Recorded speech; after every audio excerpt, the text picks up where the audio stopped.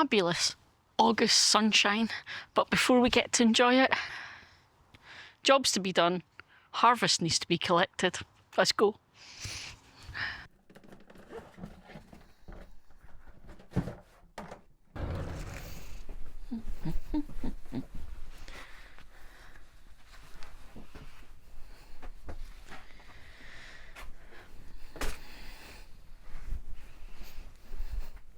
Strawberry bed first. Oh, you're a weed. How can you miss a weed this size? The one in the strawberry bed, I noticed it the other day and meant to say. And you left? Sorry. It's just as well work's getting done here. Strawberry bed. It's been a fantastic year for strawberries. However, a few wee tweaks. Strawberries, if you don't grow strawberries, right, there's a thing you do. The plants are fabulous, but over time, they kind of start to drop the yields. The harvests get a bit less and less. So you give it a few years, traditionally 3 years, and then you replace the plants so that you're always getting the biggest, best harvest you can. So that's part one. First thing I'm doing then, these are all older plants and I'm going to take them out. That's the very first thing I'm doing. However, I'm not replacing these strawberry plants here. I'm moving them. So instead, I'm going to replenish this bed and get some seeds sown. But strawberries are coming out first.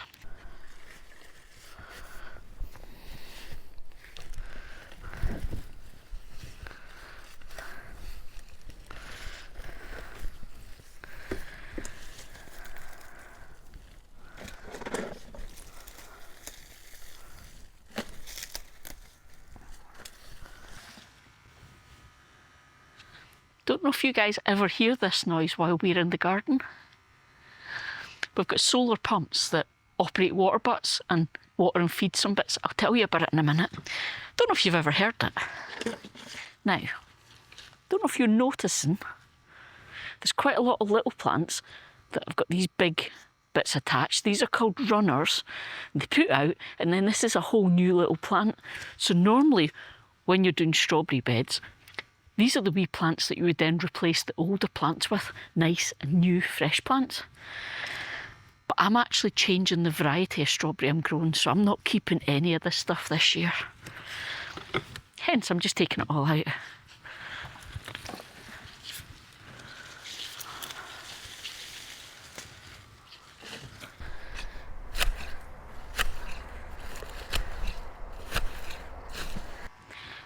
All good greens for the compost bin.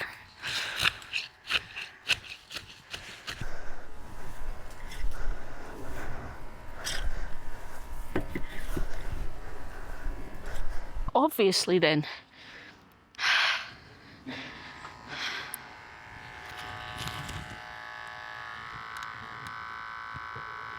it's better. Love the pumps, but you won't be able to hear me properly with that running because it's so close.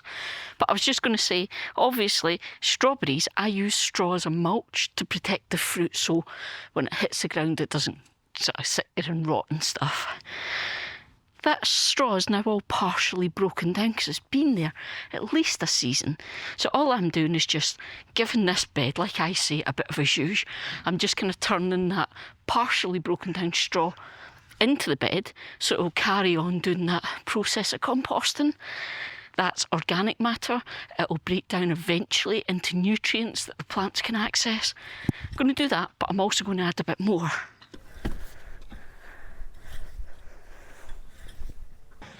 Okie dokies. Big bucket of compost.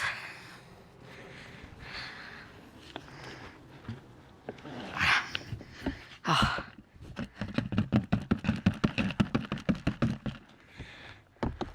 It's actually been sitting out, so it's been rained on a couple of times. Not as easy to work with, but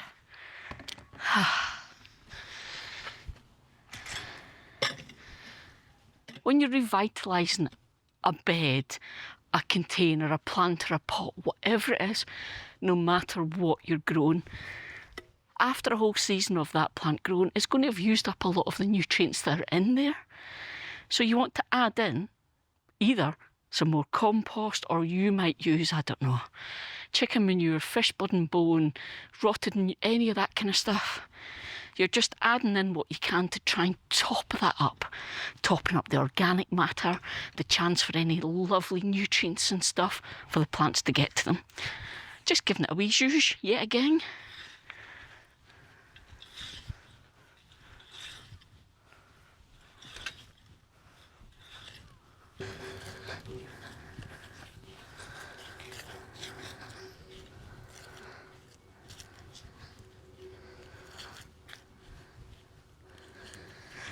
All I'm doing now is just trying to flatten off, neaten up the surface, because if I'm going to be sowing seeds, that's going to make my life a lot easier. And the joy again, growing like this, is I don't need lots of big tools, because I'm only working on a wee spot at a time.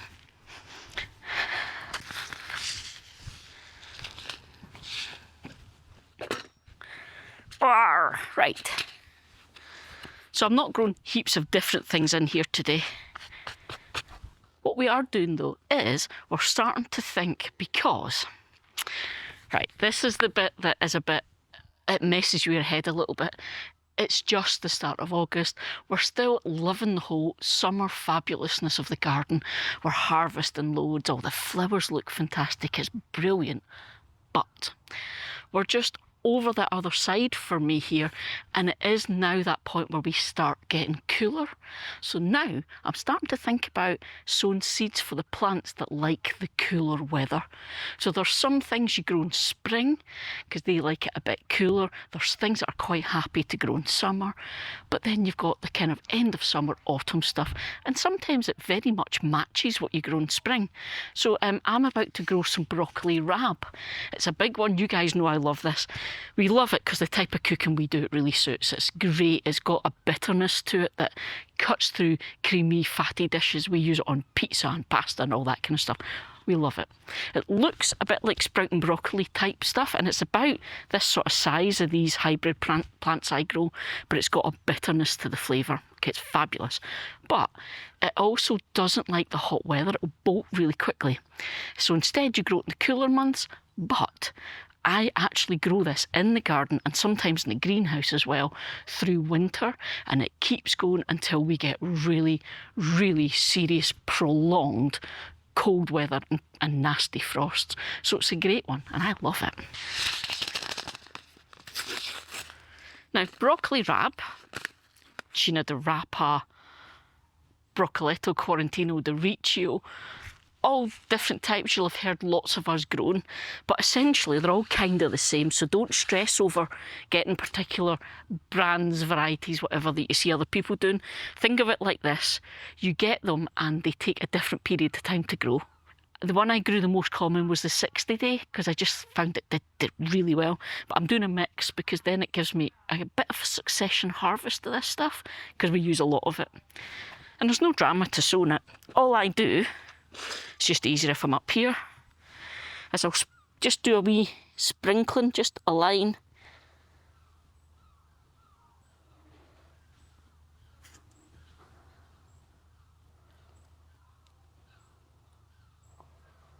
And then I'll just zhuzh it into the soil. And I've told you guys before, when you put seeds back in the packet, try and do over the area you've sown into, because some will fall, some will stick to your hands, whatever. That just saves any surprises. Right.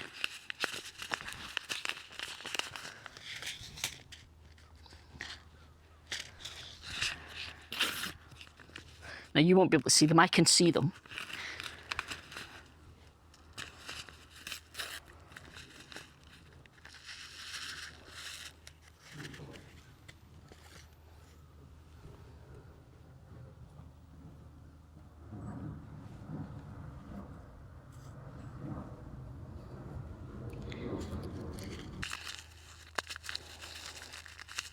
Oh, that sun's getting hot.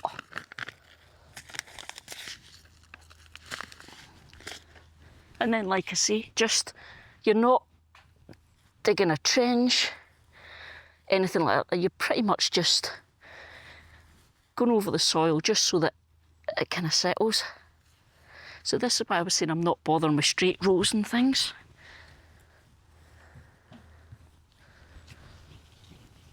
There we go. And as I said, I'm not doing different varieties or anything, that's all I'm putting in here, so I don't even need to label it. Yes, they're different days, different amounts of days, but I don't need to label that. You can go away. I don't need to label that because they'll come up in their time frames.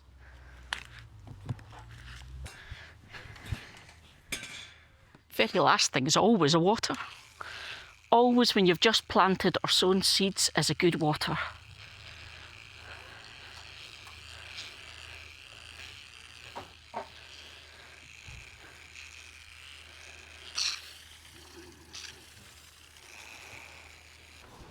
Job 1 done. So I'm going to guess you can hear the pump buzzing. I said I'd tell you about it. So we have a water butt here. It collects water from the greenhouse roof and it runs in. And there on the fence is the solar pump. Well, there is the solar panel and there's a pump inside here. And that solar panel powers the pump. And then that, you see here, is the little tubing as all the little drippers. And we have those little drippers at various spots throughout this bed. And that is what waters this bed. So as I say, there are various ones right through the bed. And we use the same thing for this pallet planter. One of the things we found with the pallet planter was it was just too much trouble. The little growing pockets are so small, they hold so little soil. There was no way to keep everything in here adequately watered and in nutrients. So what we've got is we've got a barrel here, just behind the bed. And again, the same idea, we've got the solar pump, which then in turn, you'll see the tube going out. Then each one of these pockets has a little dripper. And that is how we get water and feed to all these plants in the pallet planter. Are you sweeping the lawn, baby? No, I'm getting rid of these bloody hoovers. They annoy me. Do I need to get you the hoover? Well, if I had a leaf blower, then I could just deal with it. I don't. So. It's getting a bit harder to see the apple trees these days because I grow these super skinny, what's called a columnar tree. So they're a grafted tree that is specifically grown to be small like this. So it's got dwarfing rootstock, and then the upper part is what's called a cordon. So all the apples grow on spurs that are quite tight on the stem. So you get a lot of apples on a really skinny tree here. Perfect for small gardens and small spaces like ours. Now we've got 3 here. 2 of the originals, like this one, are red Falstaff, and this one in the middle is the new tree, and that's Katie. Now there is a thing about apple trees. If you're going to get apple trees for the first time, what you need to know is they won't necessarily give you fruit for a few years, okay? Now, these red Falstaff cordons gave me fruit in the 2nd year, which was really early, and it was dead exciting. Katie, however, hasn't. I suspect it'll be next year, her 3rd year, before she gives me any fruit. But that's just one of the things. But what we're going to do just now is the summer prune. And we do the summer prune specifically to encourage the tree to form fruit buds for next year's harvest. Whereas when we prune in winter, we're pruning the tree to get the nice shape that we like and put lots of air in it and that kind of thing. So it's pruning for 2 different reasons.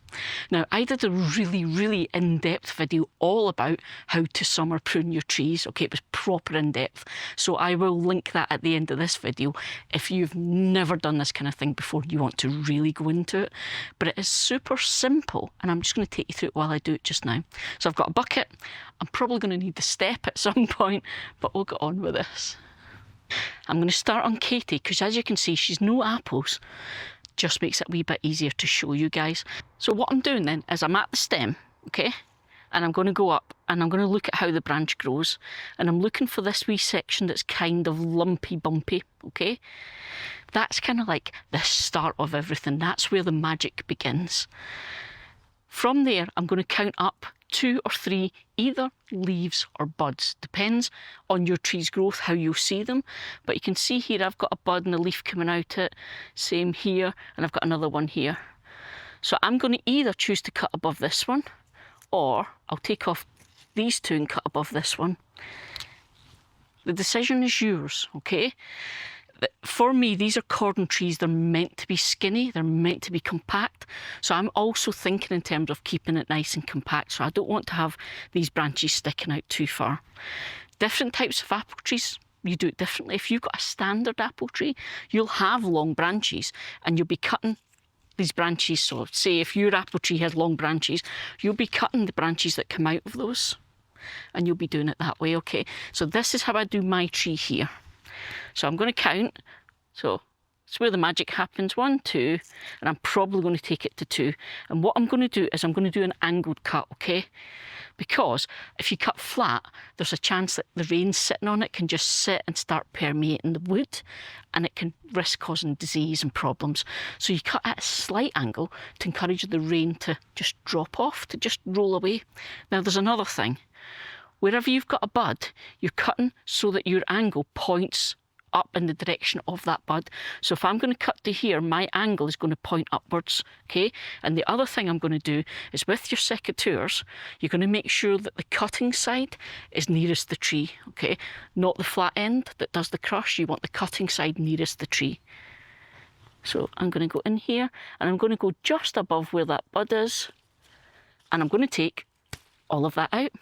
Okay, now it does seem crazy to take all of this out of a tree, but there's 2 types of growth on your fruit trees. You've got growth that is very much vegetative. It's where you're going to get all the leaves. We're wanting to encourage fruit growth. Again, for me, I'm encouraging it to be really in close to that stem. So that's why I'm making the decision to take it in so short. You'll do this based on your tree. Same again here. Now this time I'm cutting the buds on this side, the leaves on this side. So cutting edge towards the tree, and my angle goes up towards the bud.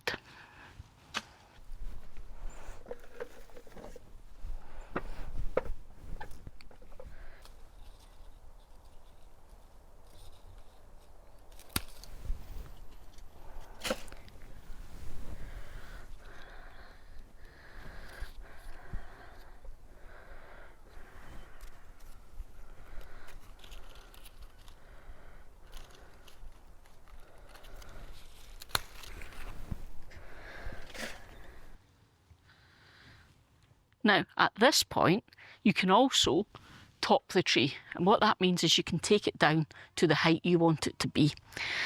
Now, I'm already on the top step here, and this is way above my height, which means 2 things. I can't reach any apples that form at the top to harvest them or keep an eye on them. Also, any apples on this young tree is still quite whippy. They're just going to bend that trunk down. So I'm going to bring it down a bit. And I'll maybe take it to here. And again. So there we go.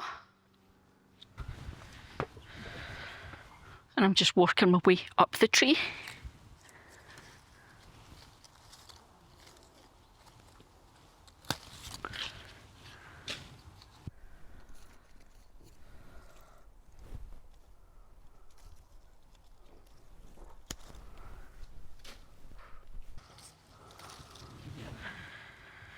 Like I said, it's a good chance to check over, and I've got a couple of apples with insect boreholes in them, so I'll take them out now. Now obviously my first thought is, oh, that's much neater, but it is a practical prune. Taking height the tree down, so as you can see, the thing with this type of tree is it's quite whippy. The stem bends a lot, so I've got them staked here like this. And when I did that, quite a few folk were telling me, oh, you shouldn't stake trees, it's really bad for the roots. This type of tree needs support. Normally they would be grown sort of trained diagonally on a fence or a wall. They wouldn't normally be grown kind of solitary like this with no support. So the stakes are to provide that. The stems are very whippy, so when we get the strong winds in our garden, the whole tree bends. It's not that the tree rocks, it's actually it bends. And with the weight of the apples, it can actually bend an awful lot. So we stake them for that reason. But with doing this bit of a prune here, we're bringing it in so the tree's more compact. So again, there's not so much of that movable weight for when the winds hit it. And as I always say, you're letting the light in, the air in, which keeps your plants healthy. And more importantly, we're encouraging those fruit buds for next year, which is the whole purpose. Job number 2 done.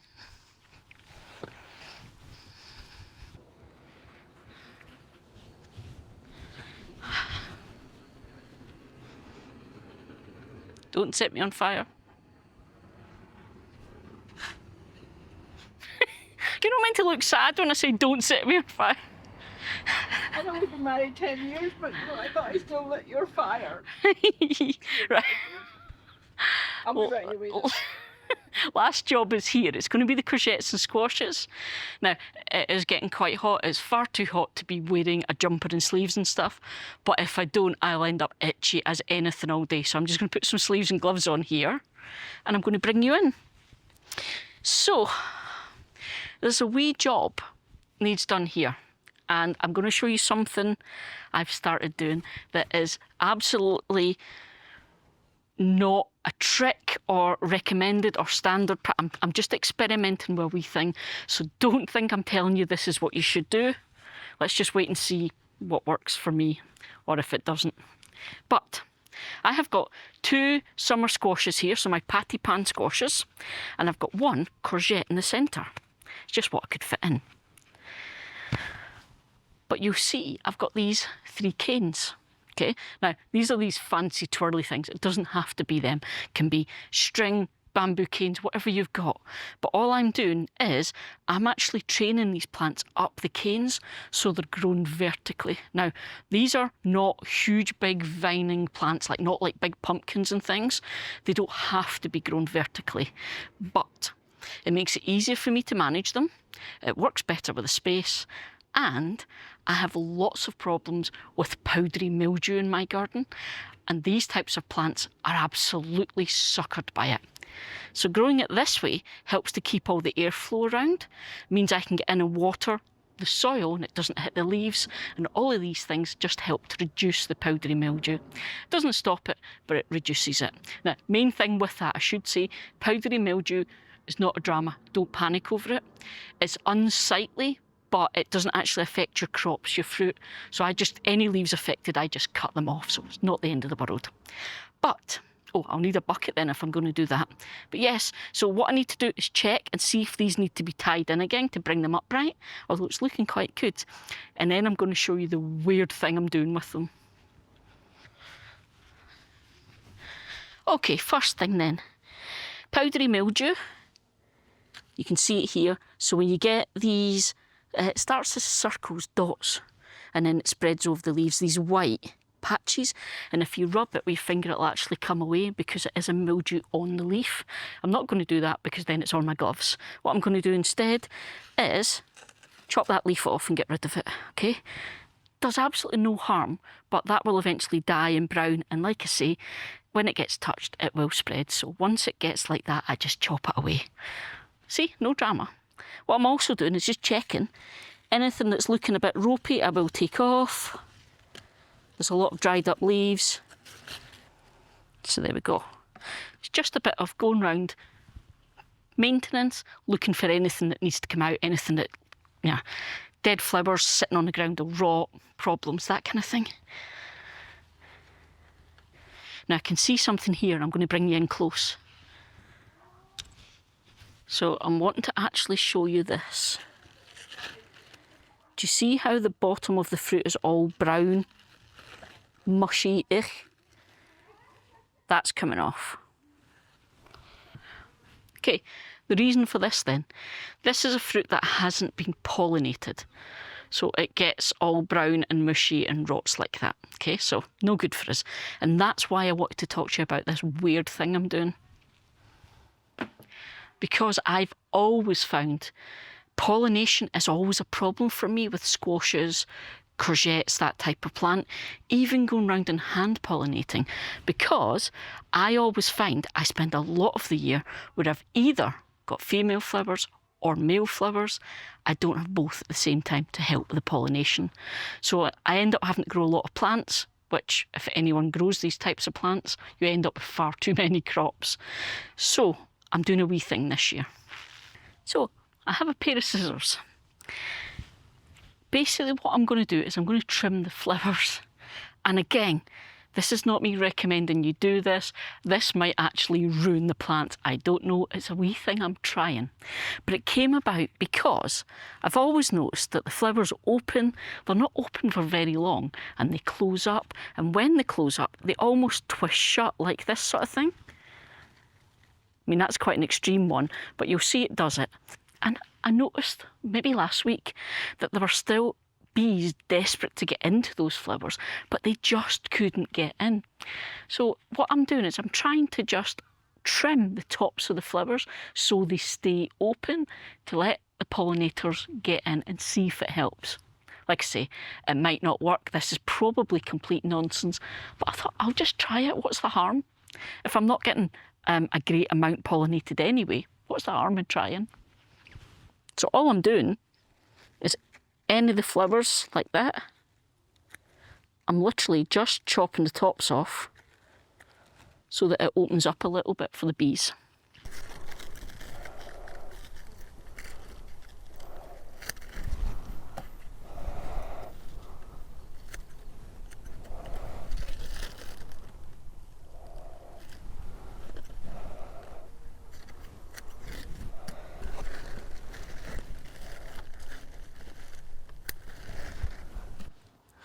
Now, obviously there are risks associated with this. I'm forcing these flowers to stay open. There's every chance it'll rain, pollen will get washed out, all that kind of stuff. But at this point, I'm willing to try it and see.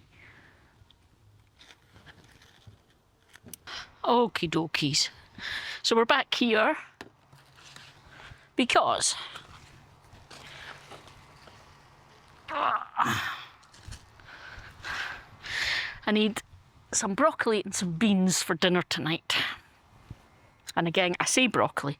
It's not technically broccoli.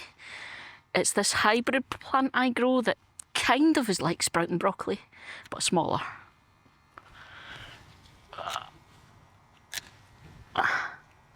But what I love is just like broccoli, everything's edible. These big long stalks, the leaves, it's all fabulous.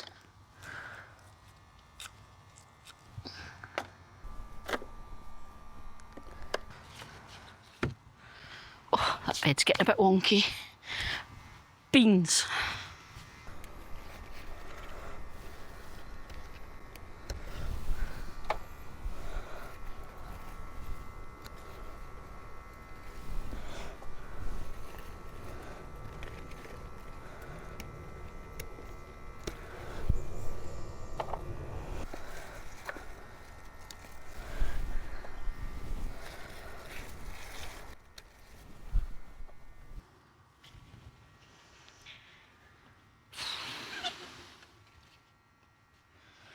I think that's enough.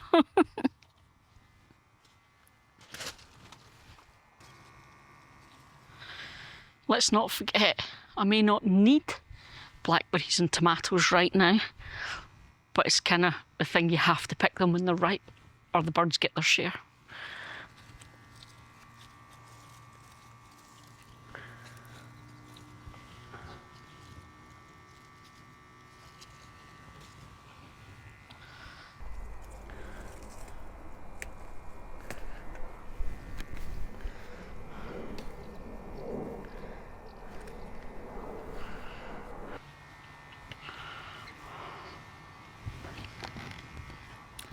Not bad so far. Blackberries, I'll need another bowl.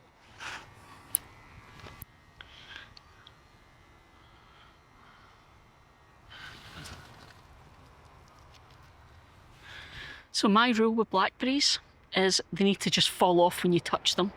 If you have to pull them and yank them off, they're not quite ready yet.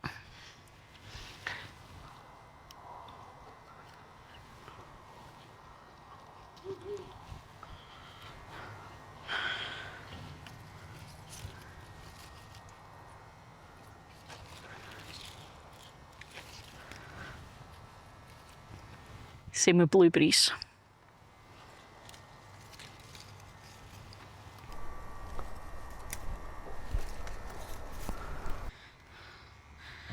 It's a good mix of berries. That'll be pudding. So tell me then, what are your August decisions that you need to make in the garden?